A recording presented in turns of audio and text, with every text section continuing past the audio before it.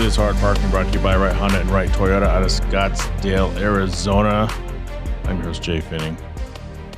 Worried a little bit about my dog, Izzy. Those of you who follow me on the Jhae Travels page get to see Izzy a lot. He'll be 15 in January. He's a Yorkie poo. I think they're 12 to 16 years. Better than big dogs. Big dogs typically don't live long. We were Minnesota. I think I mentioned it before. We're at my cousin's house, and he has a golden retriever, and that thing moves around slow. Its face is white. It's only 7, this dog. I was thinking, damn, man. Feels like at least once a week, someone's posting about how their dog crossed that rainbow in the sky or that bridge to the sky. A lot of times I sit back and I stare at him sleeping. And you want to see if that belly's moving, if he's breathing or not. Right now, he's got this thing right now where he gets stuck on the steps. He always gets stuck on the 4th step. He doesn't want to go down to the 3rd step. So he whines. And this dog never whined. Like, he never whined until the last couple of years. There's times where he would just disappear and we couldn't find him because he'd be in one of the bedrooms. He never made a peep, never made a noise for years. Now that he's old, he knows how to whine. Now if he's trapped somewhere, you hear him scratching at the door and whining, but he whines on the steps. And I don't know what his problem is. So usually you have to grab like his front 2 paws and put him on the next step, the 3rd step, and then he just completes the cycle and goes all the way down and through the gate. He's also had this deal where he'd come up and get stuck on the 2nd step from the top and start whimpering. I'd go out of my office and go over there and pick him up, put him on the top step. Usually it's me. Sometimes my wife or my mother-in-law, my daughter, she doesn't screw with him. She just yells at him to shut up, talks to him like a person, like he knows what the fuck she's saying. Shut up! Like, dude, he doesn't just, he's a dog. But I don't know, I get worried. But anyway, so he has his issue, his eyes. He's always had issues with his eyes. I research the shit out of this stuff, man. I get online. As soon as I start seeing something weird with him, I start researching all sorts of stuff. But I bought like this water that's good for their eyes. It kind of squirt him out. But he's still having these issues. And the other day, I'm like, God, why is his right eye it just keeps getting bad? We gave him a bath. We cleaned it, and it's all swollen. It looks like shit. Well, yesterday, I'm looking down at him, and he's scratching his eye with his paw. Well, no wonder it's always fucked up. So I'm going to take him to the vet. He could have, I forgot what it's called. There's a common issue with dogs. Their eye glands get all screwed up, and I don't know. Hopefully it's not bad. Hopefully it's not more than a couple $100. Got to get his teeth extracted. I wish we would have taken care of him. We didn't always have money. And not that we're rich, but we can afford to take care of him now. And I was always that person that said that, man, if my dog were to jump off the sofa and bust his ACL, I'm getting a new dog. You can't convince me that $1,500 to fix a dog's busted leg is worth it. But man, I love this son of a bitch. But if he jumped off and busted his leg right now, he's going to sleep. But I wish we would have taken better care of his mouth. Because sometimes he doesn't eat because you can tell his mouth hurts. And I'm the one, I sit down on the ground, I mince up his food. We've actually moved him to people food. Yeah, I've done all this research. He has expensive soft dog food. I think like a year ago, I noticed he was swallowing his food because I didn't hear any sounds coming. Like he wouldn't eat it. I'd put it in my hand and he'd like suck it up like a little vacuum, and I didn't hear a noise. I figured out his teeth are wrecked. So this is, he's been on soft food ever since. But now you don't want that shit. So boiled a chicken breast, diced it up really small because I know he can't chew it. I gave him some pizza crust the other day, and he flopped around on the ground for like 10 minutes because it must have got stuck in his mouth on one of his sockets or something. I was like, shit. Fuck, am I going to be the one who ends his life? Coming up on today's show, Skyler Spartan, NSX alum. Skyler and I met many years ago. He helped me out. Just broke down on the side of the highway moving to Arizona from Michigan. I broke down in Missouri. And he stepped up. So I've kind of had I have a good relationship with all my NSX brethren. I chat with all of them here and there, everywhere. We have been talking about getting him on the show, and right after this word from 4 Online, you're going to hear from Mr. Spartan. He's got a lot of stuff going on. Got a barbecue store, the grill guys, all that and more coming up. Jhae Pfenning here, and I want to tell you guys about 4 Wheel Online. For over a decade, 4 Wheel Online has been bringing the best truck accessories and truck parts to enhance the appearance and performance of all trucks and SUVs. They are dedicated to providing an extensive range of upgrades that will match any maker model on the road. The truck products cover everything you need to give your truck a custom look and added functionality. And if you need a tire and wheel package, head over and use the configuration tool. They carry all the major brands of wheels and tires, so go get outfitted today. So visit them online at 4Wheel Online or call them at 813-769-2451. Again, that's 4Wheel Online, the number 4 Wheel Online. Skyler, it's been a long time. I think so. I'm pretty sure the last time I actually saw you was when I was moving to Arizona when my car broke down and the fuel pump or fuel filter blew out, and you kind of helped a brother out. It's been a while. Well, I wanted to one, get to meet a fellow NSX owner, because they're kind of few and far between in my area, and two, I'm always willing to help a person out, if the opportunity arises. It's cool, like this connection that you can have to people over a hobby. And for some reason, when it comes to cars, it's like we're aliens if you're not a car person.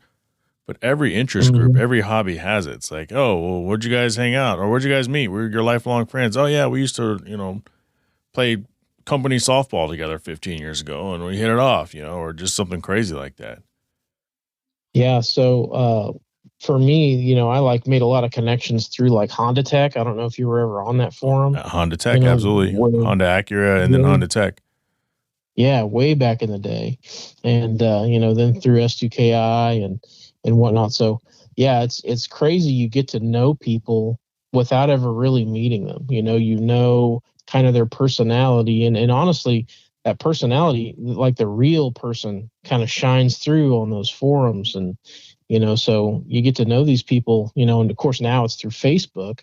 But, I think it's really cool to be able to make those connections and, be able to have a relationship that thrives, even though you don't hang out in person. Yeah, it's foreign 20 years ago, right? But now it's like it's like Wes Tinkersley, friend of mine, good friend of mine. We meet every Wednesday, One Drink Wednesday. A lot of people know it, and it's like, how'd you guys meet? Well, we were drinking together before we actually ever got to meet each other, just because through hobby and online relationships, basically just like you just described. Yeah, completely. It's one of those things where I think that a lot of people have those connections, and it's nice to be able to do that because you can chat with people long distance. There's other NSX people that I've never met, or maybe that I met kind of once and maybe sort of in passing. But you get to know those folks, and if somebody was passing through and had an issue, I'll do whatever I can to help. Still have a car? Yeah, it's a white 92 GPW. I actually, when I purchased it, it was 2012, October of 2012. I purchased it in Phoenix. I actually came down to Phoenix to buy the car. Yep, had a chance to get it PPI'd over at Science of Speed, which was a neat experience. Probably pretty nerve-wracking for the guy that was selling it, because I think that he was an enthusiast of the car, kind of. I think he liked the car, but he wasn't a car guy. And so, here I'm paying $300 or $400 to have some place do a deep dive, compression check and looking this thing over. And I think he was probably scared of what they might find, Sure. But ultimately purchased the car and drove it home. And for anybody that does that kind of thing, whether it be an NSX or a Porsche or a Lotus, where the car may not be local, those kinds of cars, you a lot of times have to travel to get them. And, I think that road trip home is, for a lot of folks, one of the most memorable things. It becomes a core memory for them. And so for me, yeah, that was a huge deal. And I remember very clearly my trip home from Phoenix, and it was just a really cool thing. What are some things that happened on your way home that you'll never forget? Well, it was about maybe 30 miles out of Phoenix. I got pulled over. I was kind of in an area where the road was straight, but it was a little bit hilly. So it was kind of up and down. Mm-hmm. And I topped the hill at 84 miles an hour. and boom, there was a state highway patrolman right there. And so he pulls me over, and of course, I knew that eventually somebody would say it, but he was the first one to get to say, "Oh, I thought this was a Corvette." But then when I pull up behind you, when I pull up behind you, I notice it's something different. What is it? So we get to talking, and he winds up letting me go. And the funny part about it was, he was like, "Well, we have these big elk out here, and you'll take it out at the ankles with this thing being so low." So he's like, "Just slow it down." But he's like, "Where are you going?" And I told him I'm headed back to Springfield, Missouri. And he's like, "Oh yeah, okay. So you're gonna go up here to this highway and make a right, and then That's 3 miles awesome. down you make a left." Yeah. So he's like a really cool dude. But yeah, when I purchased the car, the cruise control didn't work, and so I was just really not paying attention, to be honest. Yeah, so he was the first memory I got outside of Phoenix. And then also I saw a sign as I was traveling on I-40 to go to Las Vegas, and it was only 55 miles away. And I was like, "Oh man, that's not too far away. I'll deviate from the course." It was definitely not the right Las Vegas. It was a different Las Vegas. And my wife was like, "You dummy." But anyway, yeah, no, those were a couple of the main things that happened to me on the way home. That so a different Vegas. So you know what? I mean, I never thought about that, but there's like a Miami of Ohio, right? There's all sorts of like big name places and small ass places, big named cities and small places. So I believe it. It's always funny though when you see it. Well, it was Las Vegas, New Mexico is what happened. Yeah, not the same. Las Vegas, Nevada. No, not the same. I came up and entered into town, and I see this little train station and kind of like an industrial area, and I was like, "Where's the Las Vegas sign?" Like surely, no, just totally wrong place. No, you didn't ask anybody. You just knew, right? When you're missing, you just knew.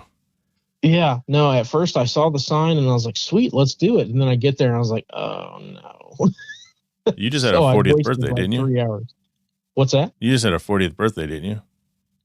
It's coming up next month. Next month. Mm-hmm. Yeah, I saw you post something about it. Yeah. No, my wife decided to do 40 gifts for 40 days leading up to my birthday. So what a catch. Yeah, I know. Creative, right? So if it's 30 days away, you're 10 days in? Yeah. So we're on day 5 today, I think. So I got 35 days to go. What is a guy like you, like what are some things that you hope that you get? Now, none of them can be that expensive, right? Because there's fucking 40 of them. But What are some of the, you're like, "Honey, I appreciate this, but unless you have a piggy bank somewhere, Yeah, that was my friendly question. fire. Like, how much was this? And she's like, "Oh, well, I mean, they're all small gifts." And I was like, "Okay, good." No, that's neat. That's a hell of an idea. I'll have to make sure my wife listens to this segment. Right? It is very creative, yeah. So you did the barbecue, the Pitmaster challenge. How did that go? You made it pretty far, I thought. Yeah, it went well at first. So they grouped everybody. And this, I mean, ultimately, I figured out pretty early in getting into this that it was mainly a fundraiser for the James Beard Foundation.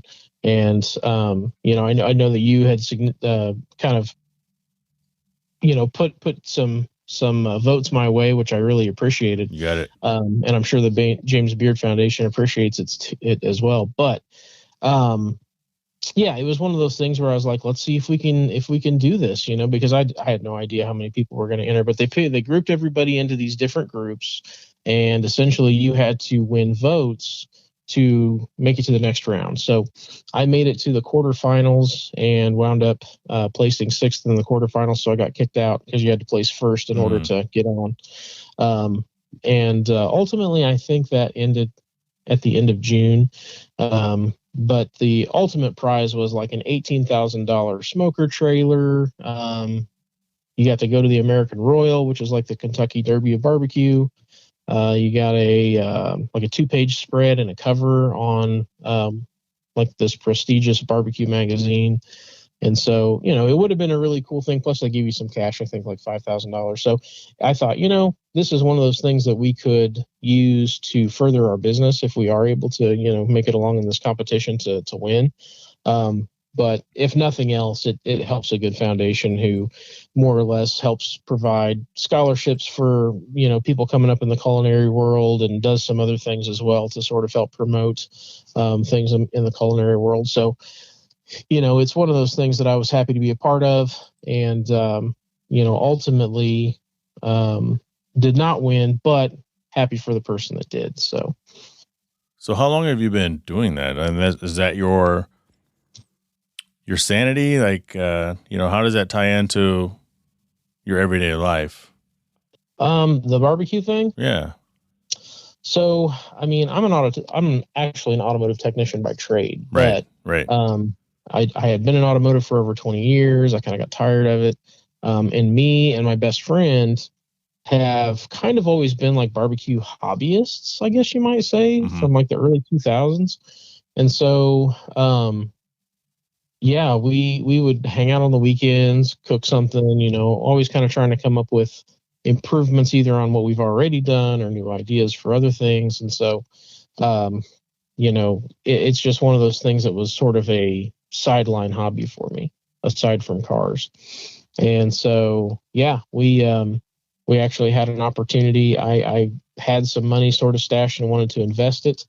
And the idea kind of rapidly got out of control, but the end result is he was already looking for a way out of his job that he had, just his regular 9 to 5. And I said, hey man, what do you think if we open a barbecue store? And he said, yeah, let's do it. So that's how we wind up doing what we're doing now. But yeah, so it started off as just weekend fun, and it turned into, I guess you might say, kind of a lifestyle for me.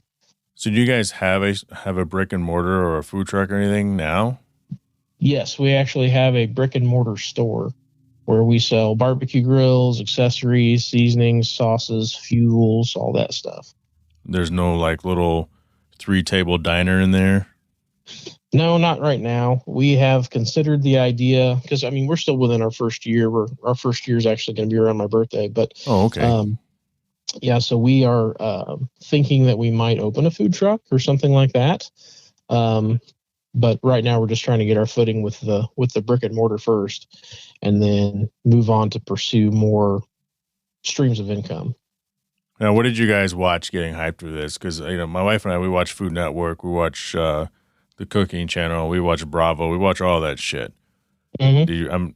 Barbecue Pit Masters? Is that like you guys watch all those episodes? Yeah.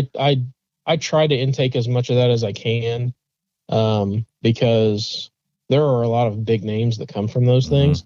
And so it's good to know who those people are and how they do things. And it's cool because you always learn something new. There's always a new technique or a different kind of seasoning that you can use, or, just always learning stuff, I think is probably one of my main motivations for watching those things. But yeah, it's always entertaining. And plus, they have a tendency to make those a good time anyway when you're watching them. So let me ask you this. So they were always on that show. We used to watch it. And because I have a little smoker outside and I'm nowhere even close to probably where you're at, but they're always, we get the injector and we inject it with nitrates. What nitrates? What are they talking about? Man, with nitrates, I'm going to be honest with you, that's a little bit above and beyond what I do, because we just have regular injections and things like that at the store that you just kind of mix up and inject. But yeah, that's a great question. I'm going to go ahead and assume it has to do with, being able to get a certain chemical reaction out of your food. Right. Because I was like, what the hell? I Googled it. I can't get it anywhere. I'm like, is that just their fancy in-house name for like fucking apple juice and apple cider vinegar? You know what I mean? Do they just call it nitrates? I just never knew. I'm always like, I got one of those big fucking fat ass, like 3/4 inch, 1 inch diameter syringes. Oh yeah. And every time I try to squirt it in the meat, it flies out somewhere else. So it's like, it's just, right? I mean, there's got to be a skill, right? Because you keep poking all these holes and then you're injecting it, and then that shit, just like a fucking cartoon, it just starts hemorrhaging out other holes. Oh yeah, no, it'll leak out all over the place. You got to be ready for it, or else it gets real messy. But no, if you let it sit for a little bit, it'll actually soak it up.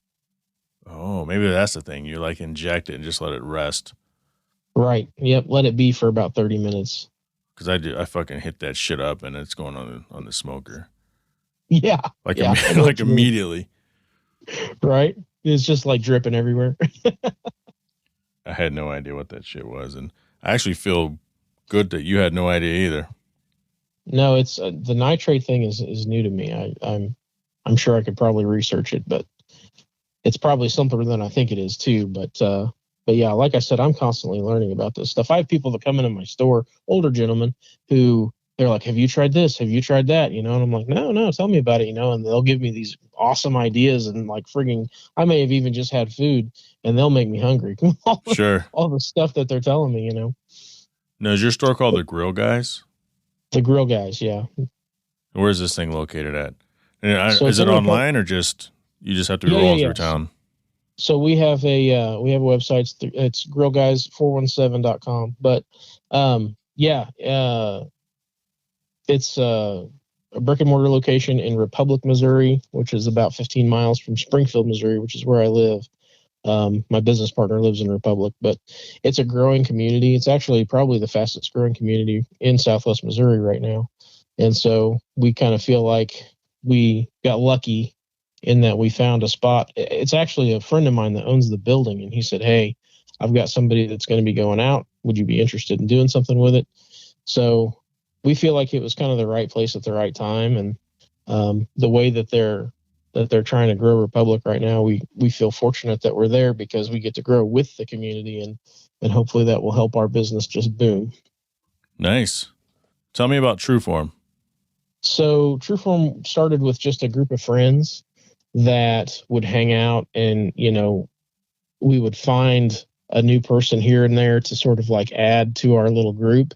And before we knew it, we were putting on these large car meets like at car garages and stuff like that. Mm-hmm. And we'd have 250, 300 cars show up from out of state, and it was kind of wild. But we did that starting in 2007, and that kind of went until I would say 2017, 2018, before things kind of started to sort of die down. The car scene here locally is not quite what it used to be. Thanks to the local law enforcement and stuff kind of cracking down. But yeah, no, that was something that we did for quite some time. Not necessarily a car club, but more of a car organization. And, for a while we had our own online forum and all this stuff. It was just a really good time. But, that was one of those things where organizing those led me to a position where I now organize another event called the Boston Mountains Tour, which is something that we hold down in Arkansas a couple times a year, once in the spring and once in the fall. But it's one of the largest gatherings of S2000s in the United States.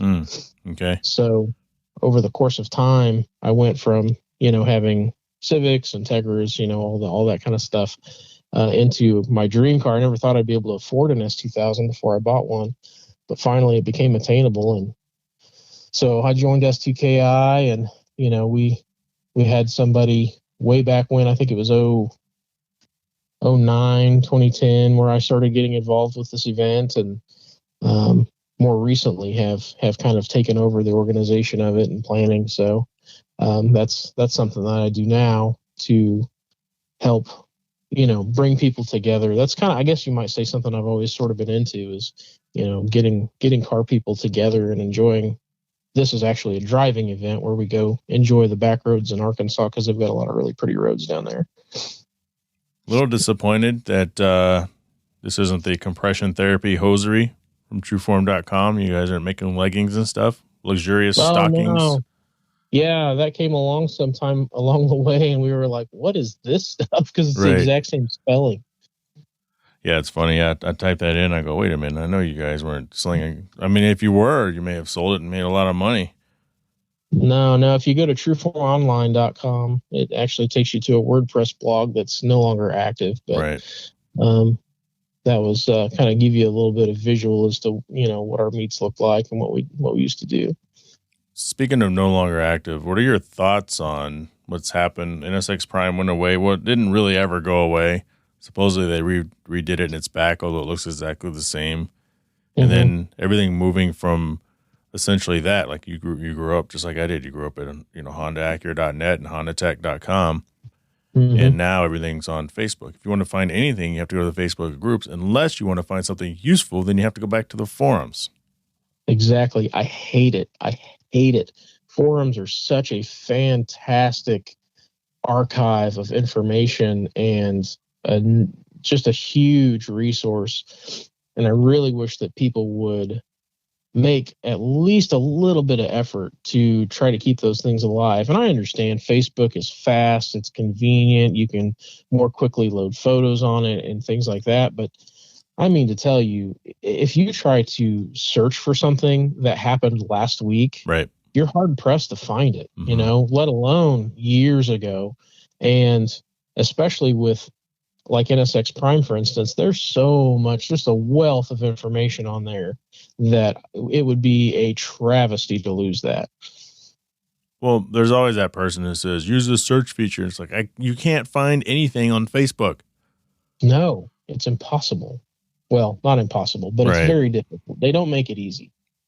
I wanted to ask you about, your medical IT stuff and, Sure. your contracting. I did a similar job where I was a contract consultant and traveled around a bunch. But my question was going to be, do you ever wind up working with the same people, from place to place whenever you're renewing contracts and going new places? Sometimes, rarely is it the people, because a lot of times, you've been in this world where we're all siloed, even though we're all working toward the same thing. Mm-hmm. So I'm on the radiology team, but I may work with somebody again who's on front desk registration, which isn't anyone I directly worked with anyway. But we might see the same names, like, oh, you worked over at so-and-so hospital, right? Yeah, I thought I'd recognize your name. There are a few people I have worked with, like sitting next to me at a few spots. And, that's always a welcome thing. But you learn early on, you just get used to because there's the thing, even when you leave a regular job, last day, we're going to miss you, keep in touch, here's my number, let's link up on social media, and you never talk to them again. Right. Whether it's you or it's them, or it's just the nature of the beast. And so, in contracting, you kind of learn that early. It's like, fuck, man, we had a great time, but we hung out, we went to lunch every freaking day. We'll probably never talk again, probably never see you again, but maybe one day. Right. Yeah. I just didn't know if you ever run into those folks again, because it's like, it seems like, and of course I could be wrong, I don't really know much about, the medical IT world, but it seems like that there's probably only a certain size pool of people to pull from that do what you do. I agree. But it's, as the years go by, people fall off and new people come. Sure. Or you get those long contracts. Because I've always wondered that myself. Like, okay, I do Radiant, which is a certification underneath the Epic umbrella, which is radiology. It's like, how many Radiant people are out there? How many Radiant people are out there in the field like me versus people who no longer work at Epic? They're on computers over. And so now they're trying to get out there, or people who took a full-time job, aka FTE, for family reasons, for pandemic reasons, Sure. But there's people I keep in contact with, but I haven't had the opportunity to work with. Or maybe I'm such a shitty person. There's times where it's like, hey man, you work there? Cool. Yeah. I heard you guys are looking, put my name in the hat, let them know I'm coming. And then, it's all crickets. So it's at this point, it's like, I don't even get excited anymore at the opportunity of going back somewhere. Although there's one place I worked 3 times, which means I must be doing something right. But, some of the other places, like, man, that'd be kind of cool to go back there if so-and-so's there and so-and-so's there. But, it's just one of those things. Sure. And, you kind of, you trade life on the road. Your work family is your family because you're never at home. So you lose some of that. But I guess the prize is all the hotel points, car rental points, air miles. So then you can use those points and travel with your family or your significant other, or personal travel like Monterey Car Week. I usually always pay for that, at least the flight, with points. Right. So then I don't have to hear from my wife. So that's a great segue into the other thing that I wanted to kind of discuss, which was, I've racked up points and this, that, and the other, but like, especially with the Advantage points with American Airlines, I don't know how to convert that or how to use them. So I don't know if that's something that it sounds like you've done it, but every time I look at it, it's like, oh, you can use 750 points plus $75 or something like that. But is there a different way, or is that the only way? Like, typically what I've seen, especially with American Airlines, because each airline kind of handles it differently. There was a time where it was more difficult, but now, like, if you have the app, you can select redeem miles and then do your search. Or, if you go online, which is even better, it's kind of the same deal, use miles one way, two way. I usually don't see the miles plus money. I see that sometimes with hotels, but not all the time. But they do make it easier. But that it's a trigger for me. I get triggered because you're on these flights, and just before you land, they tell everyone, put your shit up. We're getting ready to land. Oh, by the way, you can apply for our card. And so the flight attendant walks up and down the aisle with the credit card application. You can win 50,000 miles, or you can get 50,000 miles, and you can travel anywhere round trip. I'm like, no, that's bullshit. Right. Because, like, I'm going to Monterey. Unless I leave, like, Tuesday at 3 a.m. and fly back at Sunday at 1 a.m., I'm spending 35,000, 40,000 miles one way. Right. So then it has to really be worth it. Yeah, it's an obscene amount of miles. The exchange rate is terrible. That's hard. It's hard to deal with, hard to swallow. Yeah, every once in a while. Like, I've flown my son and his then girlfriend to L.A. when my car was in Anime Expo in 2018. And it was on a Saturday. We flew out and then flew back on the same Saturday. And I think it was like 7,000 to 12,000 points each. Well, 7, I'll take that all day, but not when I have to pay for 3 other people. Yeah, that's not bad at all. But usually it's all 12, 24, 25, 36. Gotcha. And don't dare ask for first class. That's like 65,000 one way. I would rather just try to get an upgrade. You know what I mean? Like, get on the plane at least, and then hope to get bumped. Because I'm a platinum status, so that helps. Mm-hmm. I'm not like a platinum pro or platinum helps, man. Executive or whatever. Yep. But well, if I get lucky. No, go ahead. I was gonna say, if I get lucky, maybe I make it to first class. Well, you're at that point where you still get to, you can still pick the good seats outside of first class, and you can still check in bags for free. I think 2 bags per person or something. I get 3. 3 bags per person. I'm at the point where I get no bags per person. And now, like, for the first time in since probably 2014, if I want a plus seating, I'm paying $40 to $60 extra. Yeah. They know it's worth it. But it's very first world problems. But what sucks is, you compare that to, like, we fly Southwest now on our little trips, which I hate Southwest, but because you can't, pick a seat. So you're always split from your loved ones, but you can check on 2 bags a person, for free. You don't have the status. It's either A-list or bust. Yeah. It's like you got to pick your fight. Yeah. You have to pick your fight, and my wife's like, God, we need to get your status back up. I'm like, I know, shit. Yeah, no, I got fortunate with all the travel that I was doing. I accumulated status really fast because I got, platinum status on American. I'm diamond with Hilton. Yes. And, all that. But it's like, now that I'm not doing that job anymore, I have like one shot to try to make use of those points. And so my wife and I are going to Anchorage for our 10-year anniversary. And so I just want to be able to try to utilize that as best I can. Are you limited on where you're willing to go for your 10?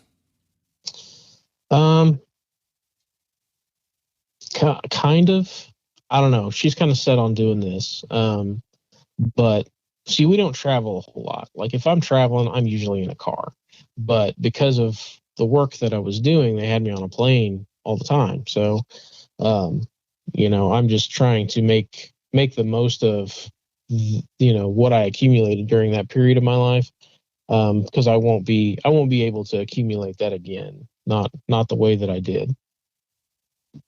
Sure. Well, what I found, though, is when it comes to redeeming, some hotel chains are better than others. Some airlines are better than others. Sure. Marriott blows redeeming in the U.S., so you have to go somewhere else. And Oh, then yeah. you're taken well care of with Marriott. Hilton is great everywhere if you have enough points for, especially on the Diamond. Do the Hilton vacation clubs and stuff. Right. But with the air miles, man, it's just like, okay, it's $159 or 25,000 miles. That's $159 here. Take my credit card. Right. So it's got to like really make sense. But sure. whatever it is, if you're not going to, I mean, it takes forever to accrue. My wife and I got in an argument years ago because when my son was younger, he wanted to go on some trip or something. And she wanted me to give him miles for Christmas or birthday, or just give it to him. Actually, not even for that. Just give it to him because I had it. Mm-hmm. And I said, no, you know how hard, how much I had to fly, how many rooms I had to stay in just to get these miles. Yeah. And at the time, the kid didn't appreciate it really. It was just expected. You have it. And my wife didn't because she's so protective over the kids. But as we got older and she started traveling, she's like, one day she looked at me and she goes, you know what? I get it. I get why you were so stingy with your miles and your points. I'm like, yeah, it takes for fucking ever. And then all of a sudden you give it away to someone. Right. Somebody who's not going to appreciate it even. I mean, you got me triggered, man. Way to go. That's even harder. Yeah, right. Yeah. No, it's true. It's true. People don't realize, I mean, you have to spend countless hours and, so many crying babies and rude people and, the long lines, even if you're TSA pre-check, if you're going through ATL trying to get on a plane, dude, that pre-check line is even long, Or how about the pre-check lines that are shut down? Yeah, I know. Tell me about it. Very first world, but it's a thing. People listening, it's a thing. You're like, you have the pre-check and you're running late because you're always running late because you have the pre-check and the fucking line is closed. So you stand in the regular line, and that just means they give you a fucking laminated certificate that just says, hey, I'm pre-checked. Yes, that's the worst. I can't stand that. Some places, no, that's the worst. And so a lot of people, if you're not traveling a whole lot and you don't fly a bunch, I can pick you out in a crowd. Like if I'm in an airport, I know those people that don't fly very 100%. much because you become a professional traveler basically. 100%. So you know how to get through the lines. You know how to treat the people. I mean, dude, you don't argue with the person at the ticket counter for anything. Like if they say it, it's true. It is what it is. Yes, exactly. I've gone off on that before. It's like, look, lady, it's not that person's fault that the flight is delayed. Right. The flight's just delayed. Fucking deal with it. Exactly. Exactly. Yes. And it's also funny though, because I do the same thing. I'm like, oh, you're standing behind someone, and I don't know why TSA does it. They give them the random pre-check. So that you're standing behind somebody who the first time, like you're saying, the first time they've traveled in 3 years and they have TSA pre-check, but they have a full bottle of water. They have fucking a 6-pound belt buckle on, and they got all this shit they're pulling out of their bag, and you're just like, can you, go? I'm running late because I can. Exactly.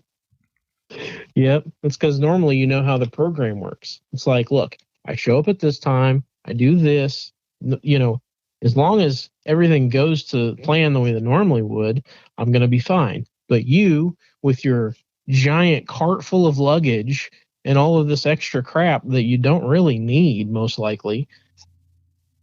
Anyway, I could go on a tangent about that, but very first world. But you're right. What's funny is I got the hard, suitcases, and I always travel like a small one, my carry-on. But then I bought it for a specific reason because I can shove like bottles of booze in there without it getting crushed. Right. Because you see the guys, they throw that shit, man. And so I would have 12, 13 bottles of booze in my drawer because, booze is regional. Like a lot of things we buy are regional.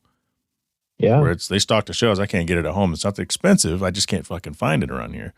So I'd always stuff that shit in my bag and check it in. Speaking of booze, we're going to do a couple Q&A questions and we'll get you out of here. Yeah. You probably don't drink much? Drink very much? From time to time. Yeah, I mean, I'm not like a connoisseur or anything, but what do you drink? What is Skyler, the barbecuing pit master, frequent flyer, what doesn't fly anymore with a shit ton of points? Like, what do you drink? What do you like to drink?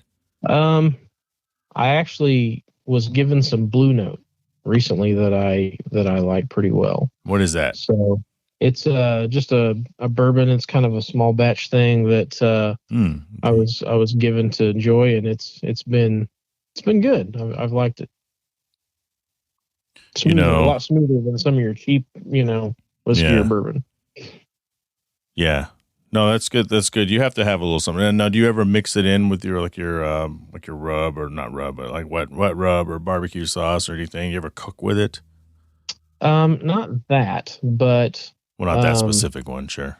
Yeah, I mean, obviously you can use wines or vodkas, or there's different alcohols that you can put in with things to sort of help give it a certain profile. But I haven't really done much of that now. So you don't have a bottle of Maker's Mark sitting around just waiting for you to pour it into something? I don't. That seems to be the go-to. Like every cooking show, they cover up the label, but nothing looks like Maker's Mark, but Maker's Mark. Yeah, it's like super identifiable. Right. It's like, oh, I know you're holding a Starbucks cup. You might as well not blur it off because everybody in the fucking planet knows that white cup with the brown sleeve and the little green blurred out logo is. Yeah, exactly. They're like, no, that's not anything but Starbucks. Let's jump into a couple of questions. As you know, sometimes I just ask the people, usually the Hard Parking Violations page, and I did that earlier. And let's pick out a couple of questions here. Some car-related ones, some non-car-related ones. You down? Hit me. Whatever you got. First off, Tony asked this question, and he says one, but then he asks for two answers. So I don't know if I want to ask this because it's going to require some thought. So I'm going to have to speed up the thought process here. But what is one thing this year that has surprised you? Car-related and non-car-related. I guess that's not too hard to answer. What's a car-related thing and a non-car-related thing that may have surprised you this year so far? I think that the non-car related thing would be the Russia-Ukraine war. Didn't see that coming. Good. That's a good. The one. car related thing would be, actually, I'm gonna bring this a little bit full circle to something you talk about a lot, which is, people who have an opinion about something that they're not necessarily going to buy anyway. Mm-hmm. And I know that that's like a recurring topic that you talk about, but I was one of those Integra haters because I saw several renderings that looked so good, and then they came out with the actual product, and I was like, it's a TLX hatchback the way I saw it. I just felt like they could have done something more unique, but so that was a surprise to me. That car needs to be a coupe. Agreed. Now here's the thing, like I've said before, like if you look at what's the last sexy four-door Integra? Like I had a DC2, but they were both coupes. And so it's just, to me, it's like, okay, this is kind of expected, but I get it. And I've seen it in person. Tyson's had it here. He's done his review. When I picked up my Type S, he had one there. And I was hoping, because I heard it's smaller in person. No, it's not. No. It's got some cool stuff on it, but it's chassis, not. Yeah. Yeah, it's bigger if it's built off the new Civic. Yeah, it's bigger. Yeah, it's definitely bigger. I like some of the little things they've done, like little Acura labeling and stuff, and the lights like every other car manufacturer does. So from certain super close-up angles, it's really nice, but overall, I'm not really a big fan of it. I'm sure it's a badass car, probably fun to drive, but I wouldn't know. Oh, I'm sure it can be made to be super capable, because same chassis. I'm sure that they can make a Type R and it'll be, a world beater or whatever. But yeah, I like the little details and like the Integra embossing in the bumpers. I think that's really cool. I like those little Easter egg things that they hide, like you're talking about in the headlights and whatnot. That stuff it's the details for me that give it the character. I guess I need to answer that. What's one thing this year that has surprised me? Your answer was pretty good. Mm-hmm. I guess I shouldn't be surprised, but Elon Musk buying Twitter? Yeah. He has the capability. I'm kind of curious as to what his interest was there. Yeah, I don't know. That's a good question. Yeah, because people were like, well, what's the motivation? In my head, it's because he's thinking about some kind of technology that they have that he'd like to incorporate into his auto line or something like that. But What's more curious is now he wants out. Yeah, I thought I read that somewhere, and I was like, is this satire or is this real? Mm-hmm. And then what's something non-car related? Or, I mean, car related. I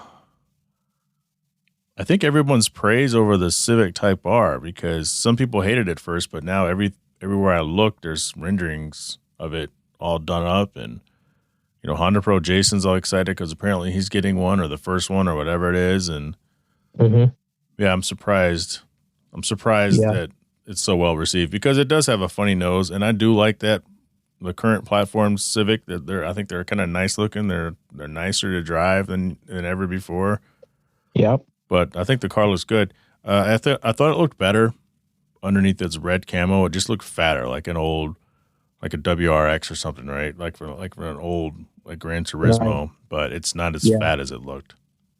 Well, and I think that, talking about the WRX, I think that this sort of, I guess I'll call it, more grown-up look that this next generation Civic has is going to be more well received by the general public. I just hope that the car still has an improved performance, as a Civic Type R, because obviously you always want to raise the bar, right? So I hope that this new car can easily outperform the FK8 chassis, because, that car is just so dominant as it stands. It is, yeah.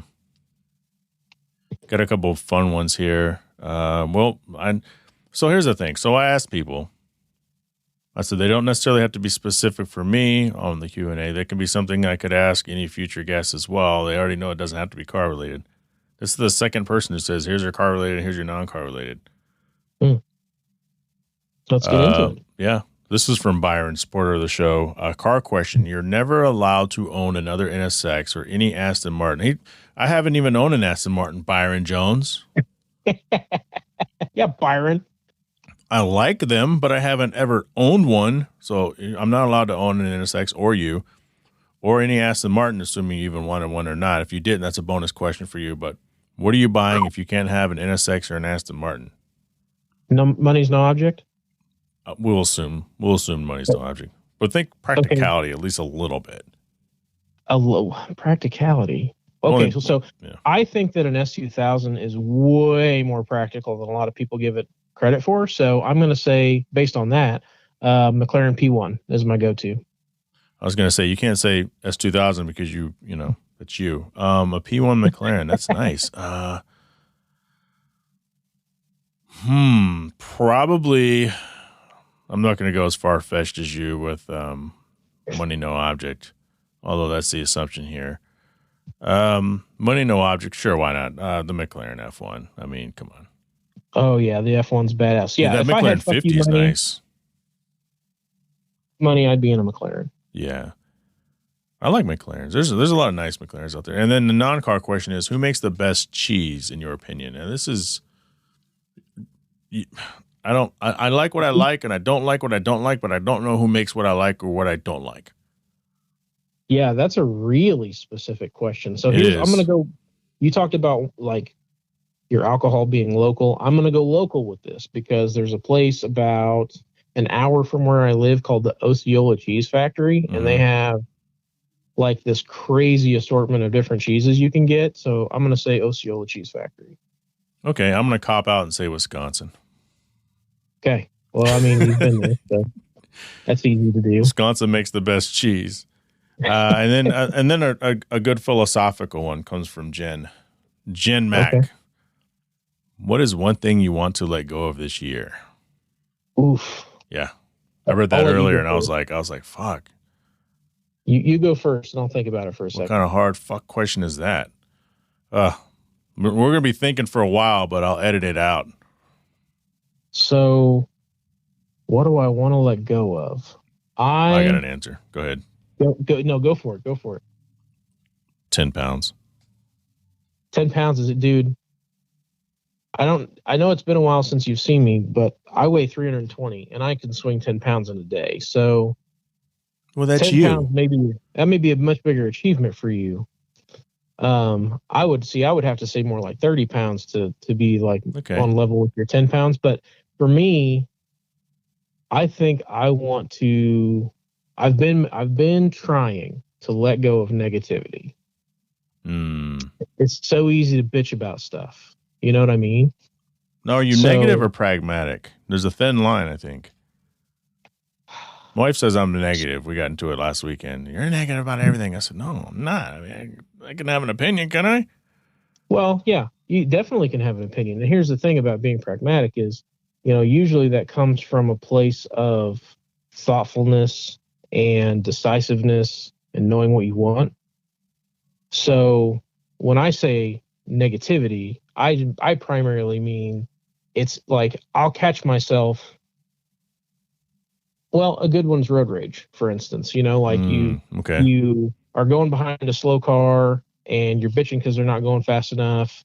And I've actually been that slow car and I'm not going any faster because, I have my dog with me and maybe my wife was holding her on her lap and suddenly she decided to throw up. So now we're dealing with a situation in the car and that's why I'm not driving as fast. Or whatever. No, that's that good. May be a bad example. That's that good. May be a bad example, but no. Yeah. And I mean, I would love to let go of 10 pounds this year, but I need to work on my quick responses sometimes with people. Mm-hmm, mm-hmm. And it's usually the people who's closest to you. Yeah, the knee-jerk reaction. The knee-jerk quick comment. And you can't be like, well, you do it to me all the time because they do. But we're not asking them the question. Negative. We're asking us the question. Right. And so it's just pausing before you respond on certain things. So personal growth. Personal growth. But I don't want to let go of personal growth this year. I don't want to get better. I want to get better at that knee-jerk quick response, which equals personal growth. Right, exactly. That's deep. Good question. That's a good question. Good questions. Skyler, how can we get a hold of you? Man, I'm around.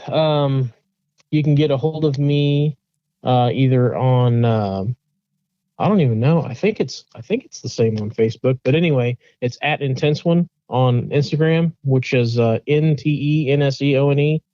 So Intense One. Follow me there. You can follow me on Facebook if you can find me. Don't follow me in real life.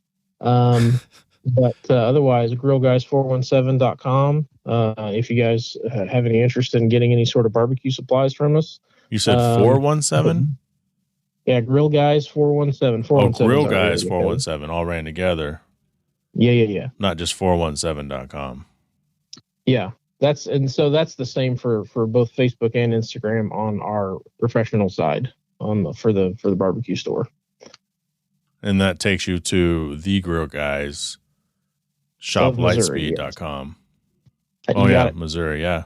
The Grill Guys. We got some grills, we got charcoal, pellet, gas, electric. What's your grill? Let me ask you this as somebody. Oh. This is a very often debated question.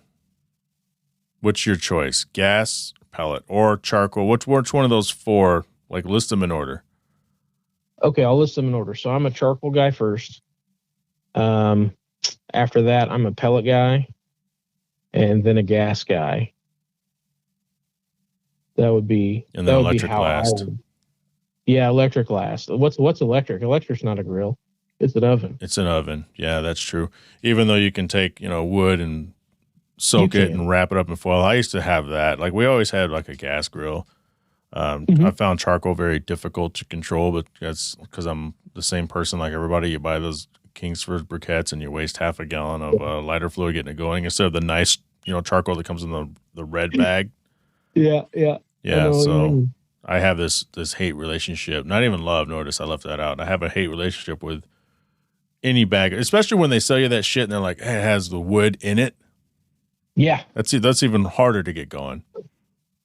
Yep, it's the companies that have to find a way to sell you their charcoal whose charcoal you don't want. Yeah, I found that out. But I think I think it depends on what you're cooking though, right? Like if you're smoking something versus like straight up barbecuing traditional, or you're grilling something up really quick. I think there's something for everyone, I guess. There's a tool for every job and not for every squirrel, I like to say. But there's people who they like to have an offset smoker where they're out there tending to their fire all day long and they'll kick back and have their beer and enjoy their day. And that's like how they relax.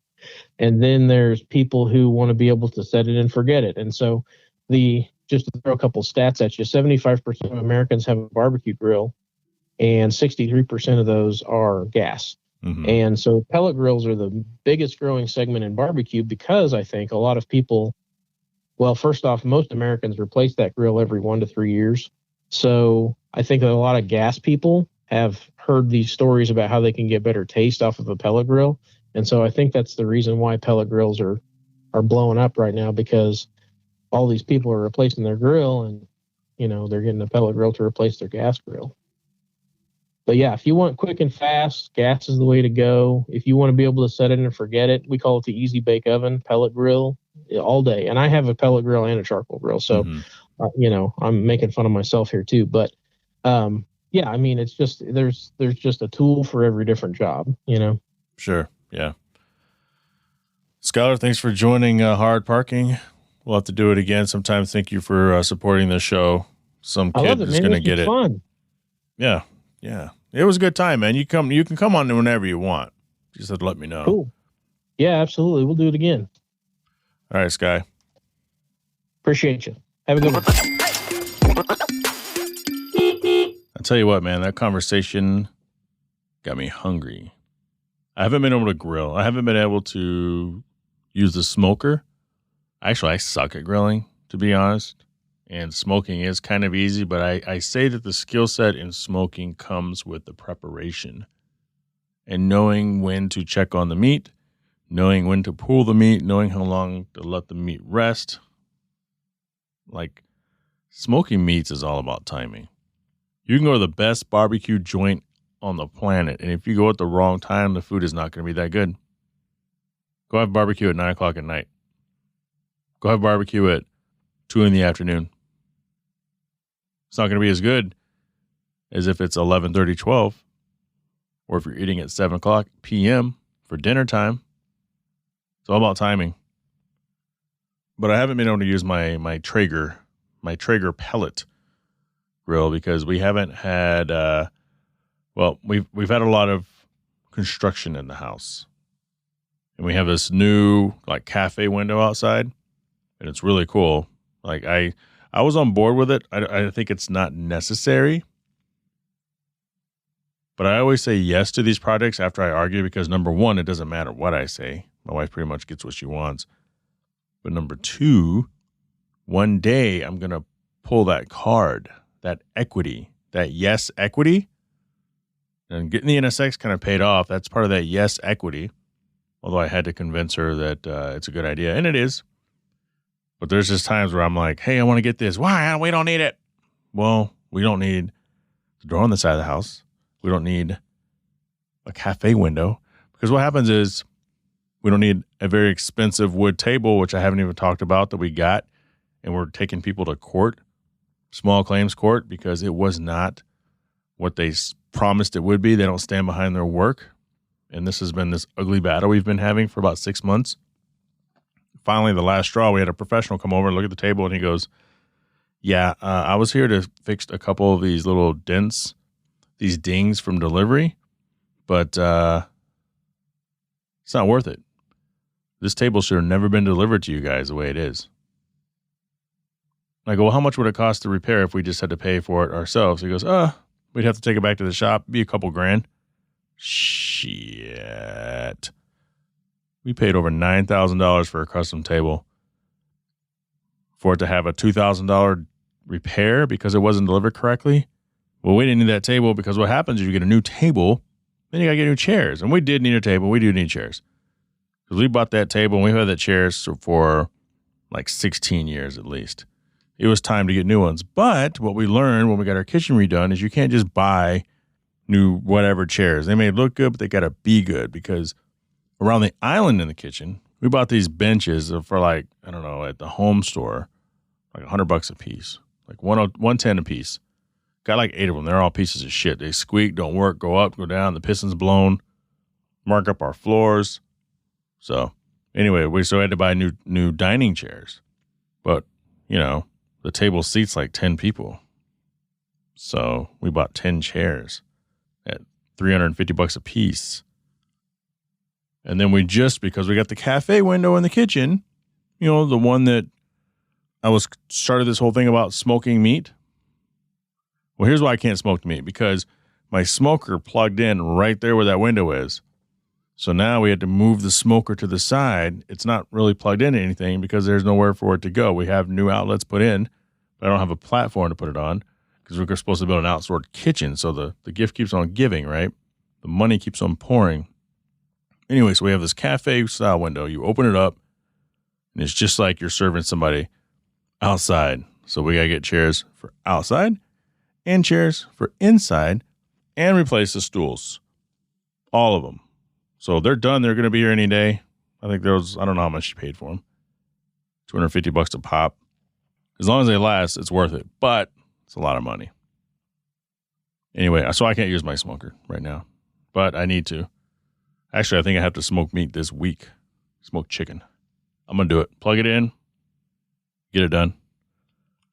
One thing, right Honda and right Toyota, Scottsdale, Arizona, 4wheelonline.com, sell shop wireless services, Westgate Exotic Cars and Rentals. Westgate reached out and said, hey, we got a car for you. I got to tell you guys, man, they are way the fuck over on the other side of Phoenix. It's like an hour and 20-minute drive just to pick up a car. I don't know. It's worth it, maybe. Maybe I will. They got some cool cars. HardParkingPodcast@gmail.com. Tell me what you would like me to do a review on. I still got to get over to Yoshi's house and review his yellow Ferrari 488 before he sells it. But I don't have an excuse for that. That's 10 minutes away. Maybe I should do a review on my old NSX since he has it. That'd be kind of fun. Also want to thank Patreon business supporter Koya Automotive out of Winter Garden, Florida, and Pell Construction out of Caledonia, Michigan.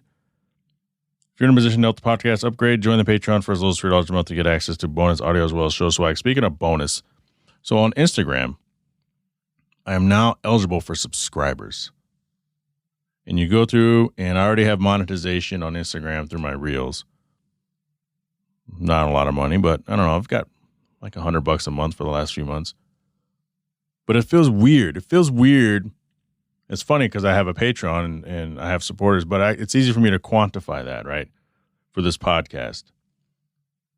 The financial support. First off, the listener support tells me that there's people who care about what I have to say and enjoy what I'm saying. But the financial support helps improve the studio. Helps improve the recording equipment. I have some very nice microphones. Not necessarily paid for by you guys, but you help pay for it. The editing software I use, it's Adobe. You know how Adobe is a cloud service now, so you can't buy a full install. You have to pay monthly. I pay for Adobe Premiere and Adobe Audition. That's $30 a month. And I get help from the supporters, from you guys. And so I appreciate that. But I don't know how I would quantify that for Instagram. It's like, okay, you want to subscribe to my content. First off, it's not like I have 1 million followers. I have 15,000 and it feels like I have 300 most times. But what could I do? Show them my plans for what I'm going to do to the NSX. Like I'm limited in what I think people might be willing to pay for to see. So I don't know. I activated it because I'm always last to the party. And maybe I'm first, but if I don't produce content, then what's the point? I guess that's all I'm trying to say there. Mark Stolman, Catherine Cox, Eddie Ramos, Richard Graves, Byron Jones, Bo Jung, Alice Camina, Andrew Bunkley. Thank you for supporting the show. I still have Hard Parking Podcast t-shirts. I feel like I keep saying that every week. Those proceeds don't go to me. So a couple things. You get a super soft shirt, awesome logo, and that money goes to help fund the community. So let me know. Hit me up on one of the social media platforms. Follow me on Instagram at Jhae Pfenning. That's JhaePfenning. Join the Hard Parking Violations Facebook group. Thank you for those of you who are on there. And subscribe to the YouTube. Because I can't grow without you telling the world how good this show is. Let's do this. Let's grow this thing together. And I'll talk to you all next week.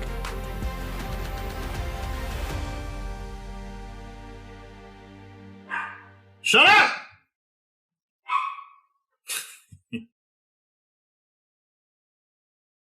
Now it's stripping time.